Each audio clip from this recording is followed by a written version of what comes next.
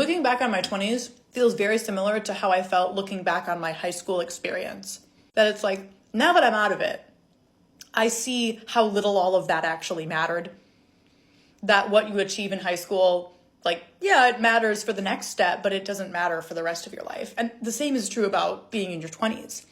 What you do in your 20s matters, but it's not like the end all be all. Just because there's this like Forbes 30 under 30 list does not mean that you have to achieve all your goals under 30.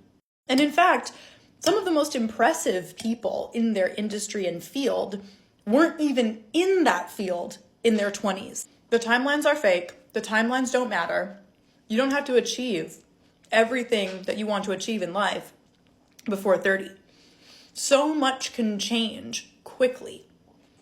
And sometimes it just takes years and years and years of education, exposure, experience before you get the type of results that you're ultimately after. Because you also have to remember, you're going to continue to be alive after your 20s.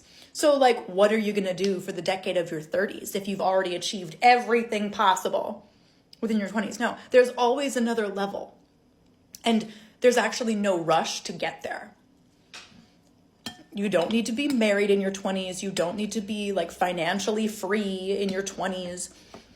Everyone puts so much pressure on young people. And, we put pressure on ourselves too.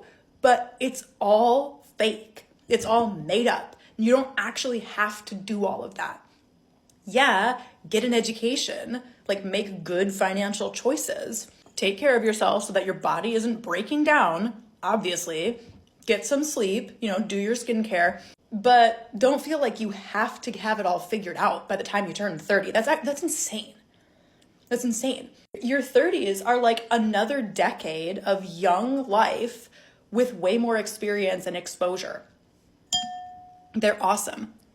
Not that looks are everything, but I look better now than I did at 22, at 23. Like, no question. You'll be fine. You will be young and hot until, I think I'm going to be young and hot until at least 45. At least. I've grown so much. I have so many more experiences.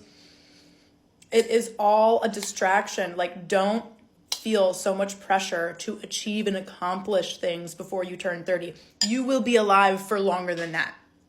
You will have more opportunities to do more things. Like, it's wild. And I love that my decisions aren't based on scarcity anymore. I really don't believe that there's like not going to be another guy for me, that there's not going to be another job, that there's not going to be another anything. It's like, no, because I thought that the last time and then look at this.